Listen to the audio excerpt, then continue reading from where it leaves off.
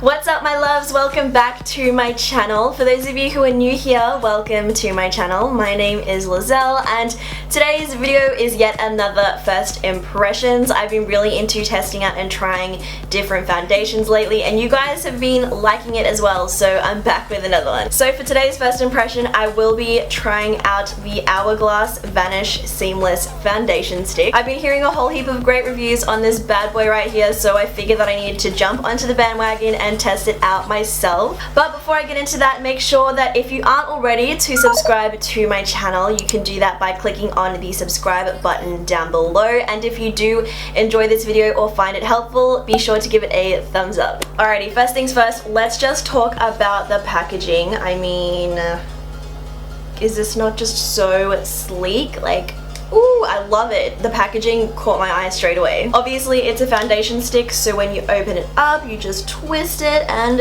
there it is right there. So if you guys are wondering, the color that I picked up was warm ivory, and I totally love how it comes in like this triangular shape, very different to any other stick foundation that I've seen. Every other foundation stick that I've ever seen has always been in that typical circular cylindrical shape, but the fact that this is triangular is a definite game changer. Like, I feel like a lot of other companies in the future might perhaps go down this route of having triangular shaped foundation sticks because it just makes the application process so much easier. Not that I've tried it yet, but by looking at it, I would think that it does, because you can really get into those little crevices, especially around the nose. I feel like the shape would be perfect for that. In terms of price, this retails for 67 Australian dollars, but for you guys in the US, it is $46. So that is definitely classed as a high-end foundation in my opinion. So to save you guys a little bit of money, perhaps we'll see whether this is worth it, because ain't nobody got time to be spending that much money on a foundation and not knowing what it's like. I'm just going to read to you guys what the claims are for the foundation off the Hourglass website.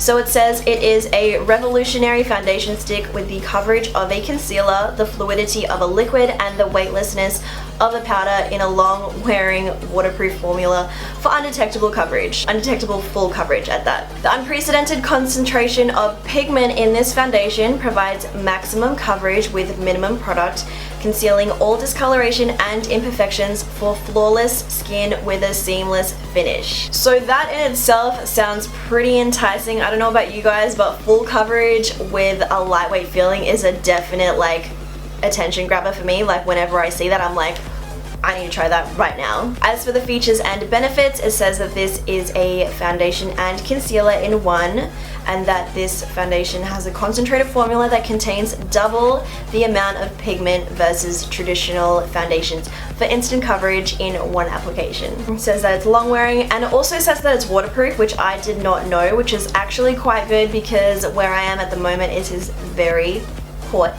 So waterproof foundation is like a must-have at the moment because I am sweating like no tomorrow. It says that it also provides 12-hour coverage, is an innovative formula that adjusts to your body temperature to effortlessly blend into the skin. It also says to use this with the Vanish Seamless Finish Foundation Brush.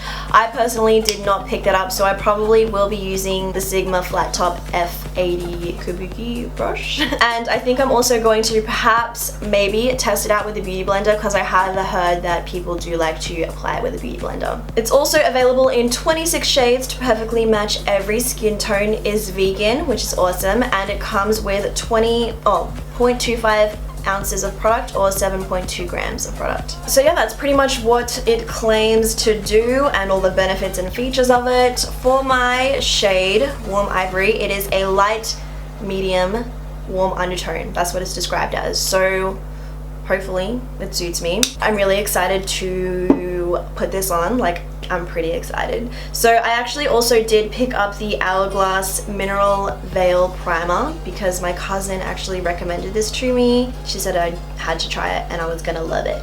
So I'm just going to apply this. Oops, that's probably too much. I always apply too much primer. Like, I go and put like a whole face amount when I really only need half of my face amount, if that makes sense, because I will be putting this on half of my face. I've actually never tried this primer before. I like how it feels already.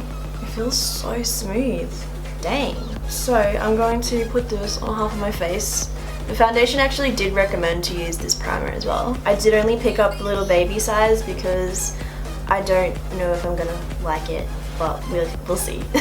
Okay, so this side of my face is primed. I'm going to leave this side of my face unprimed. Alright, which side should I do first? I low-key don't want to ruin it because it's just so pretty. Anybody else have that issue when it comes to like using products for the first time? Wow, okay. That's so easy. Oh my goodness. Okay. That's enough. Let's not go overboard. So I'm gonna be taking the flat top kabuki brush. How should I do this? Just like swirl it in. Oh my god, I haven't even fully blended it in and I'm already like, what is this? Okay, definitely do circular motions because I feel like that helps with the blending process much more than like stippling. I haven't even finished blending it and I'm already like speechless. Oh my god. I just applied some more because the more you blend, the more it shears out. I think I'm gonna go full coverage with this today, just to fully test the limits, you know what I mean? That's a pretty good match. I was like scared that it was gonna be too light. I'm gonna put some on my nose. I may as well just put some all over my face actually. Applying it to the non-primed side was a little bit like dry, if that makes sense. So we'll see how it goes with this side. Okay. I also love how it just like glides onto the face. You don't even have to put much effort when it comes to like putting it on. Just like seamlessly glides on. It's a lot easier to blend out on the primed side, I find. Like it just really blends effortlessly on the primed side, whereas the non-primed side, it takes a little more effort to blend it into the skin. Oh my god, do you see this? I really like it. Oh my gosh. I don't know if it's like my brush, like you can see the streaks, if that makes sense. And I find on the non-primed side, it's a lot more visible because like my skin type, I forgot to mention, is not oily and it's not dry. It's quite a normal skin type. But on this side of my face, it's making my skin look a little bit dry. So I would have to say like off the bat, use a primer.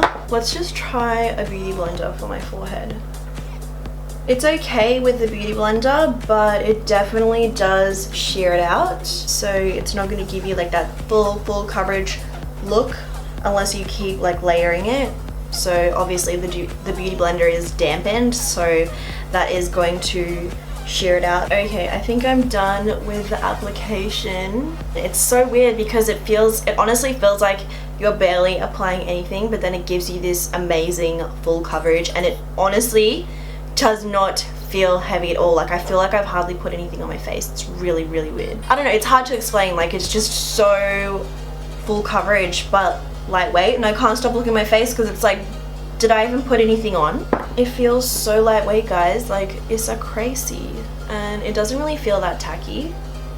A little bit of product does come off as I like tap my face.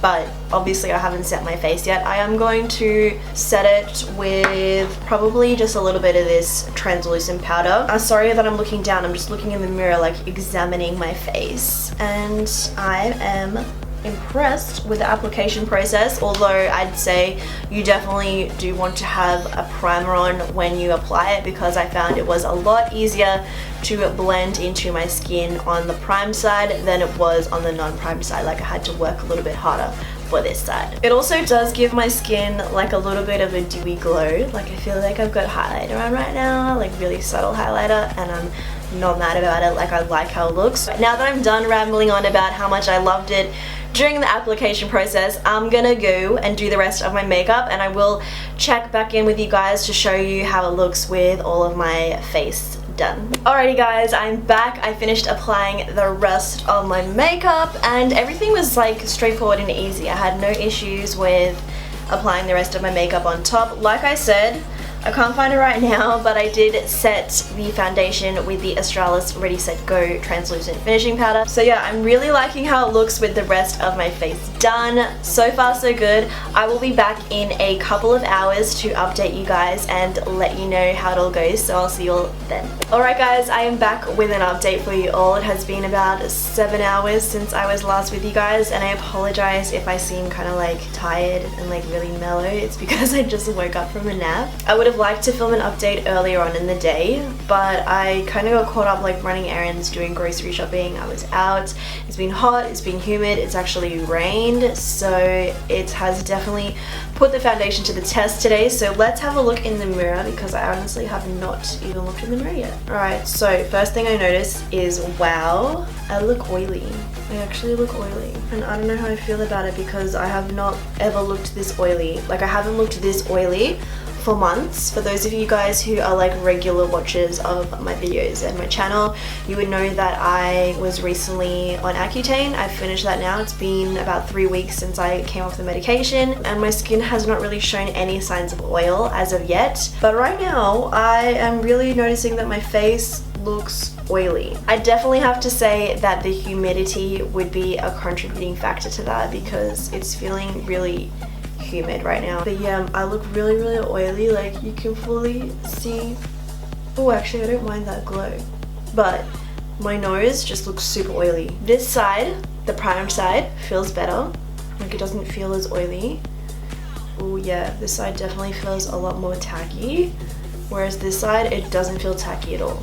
I don't see any product transferring onto my fingers though, which is a good thing. For the most part, it looks pretty good though. Like, I don't have any creasing going on. I guess like if you wanted to, like, you could touch up and whatever and it would look perfectly fine. I'm not going to. For the purpose of this video, I'm not going to touch up or anything like that. Like I did say earlier, I did set my face with a translucent setting powder. I didn't set it with a setting spray.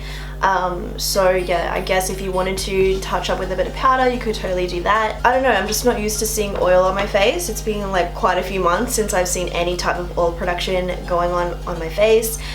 So it was a bit of a surprise to see that my nose looked oily. Like, for the most part, the rest of my face isn't looking too bad. Like, it just looks like I have a really nice glow going on. It looks kind of like dewy, but my nose is just like, dang girl. Anyways, that's it for this update. I will be back at the end of the day to give you guys my final thoughts and opinions. I'm back with my final update for you guys. I've been wearing the foundation now for about 9 hours, which is a pretty adequate amount of time to decide what I think about it. So from my last update, nothing much has changed. My face still looks oily, especially like in this area right here around my nose and my mouth. You guys can probably tell on camera, like, it's looking very like dewy, but it's actually oily. It has like kind of caked up around my mouth and my nose, which I don't know, I wasn't expecting, but I guess it is a cream foundation. So the coverage still looks pretty good though, like it hasn't faded anywhere, and I did take a nap, so I'm surprised that it didn't fade. It still does feel really lightweight. This side definitely does feel better. I really don't mind the dewy finish that it gives. I'm just a little bit disappointed that it's caked up around this area, because I honestly wasn't expecting that. I don't know if perhaps it's something you can fix with powder. Actually, let me just quickly like dust a little bit of powder on so we can see if it does help the case. It's mainly in my T-zone that I'm experiencing the oiliness. I guess the powder does really fix everything up, but for me personally, I'm not the type of person to touch up my foundation throughout the day. Once I have my foundation on, I let it be, I let it do its thing. I'm not one to like carry a powder around with me in my bag and touch up my face. I just let it do its thing. I'm sure if I were to use like blotting sheets or something, that might help as well. But first impressions on this foundation. So like I said in the very beginning of this video, it is a high-end foundation, and I really wanted to absolutely love it. But I have to say, surprisingly, like, I'm honestly surprised, I don't love it. Like, it's not the type of first impression where I'm just like, I'm definitely going to be using this again, like this is a must-have, you guys have to run out and go and get it, because I honestly don't feel like that. I don't know, like, I just, like, it's a nice foundation, don't get me wrong about that, it's a nice foundation, but I don't think it's like a must-have, especially at the price that it is. I just feel like there are a lot of other foundations out there that you can get at a much better price that do a better job. Yeah guys, that's my honest opinion. I really wanted to absolutely love this because it cost a pretty penny, but yeah, I don't know, I will continue to use it, don't get me wrong, I will continue to test it out and see how I feel about it, but off the bat, first impressions, I like it, but I don't love it, if you know what I mean. So those are my first impressions on the Hourglass Vanish Seamless Foundation Stick. I hope you guys enjoyed this. If you did find this video helpful, please give it a massive thumbs up, and don't forget to subscribe to my channel so you don't miss out on any of the videos I post. With that being said, I hope you guys are having an awesome week, and I will catch you all in my next video. Stay glowy!